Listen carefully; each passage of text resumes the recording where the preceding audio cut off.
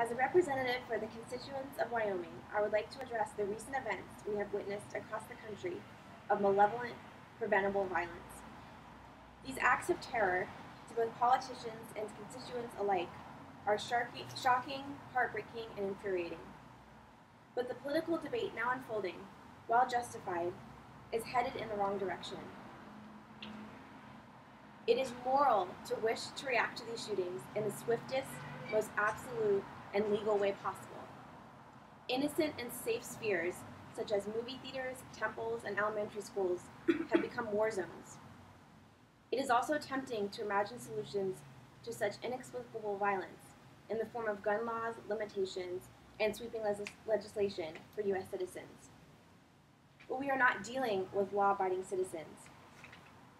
We are dealing with broken families and isolated, ill, abandoned minds. These shooters and their acts of violence are an extreme result of a flailing mental health system in this country, not the downfall of an amendment right. Of the last 10 fatal shootings here in the United States, each case had two commonalities. The perpetrators had previous documented signs of mental illness, and they were male. I ask that we examine a country's measures to rehabilitate those who suffer from mental illness, and we do not abandon them from the depths of their disease. I ask that we hold the media firmly accountable for their sensationalized coverage of these events for airtime and eyeballs, and for their constant onslaught of hypermasculinity that equates success and dominance with gun violence.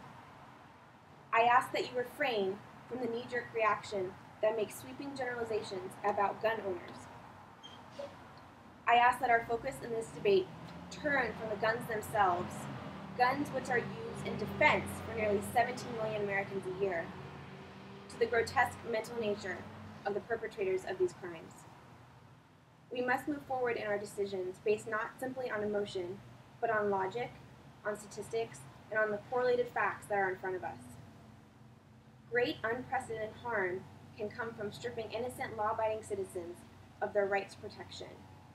We cannot support proposals that try this approach out.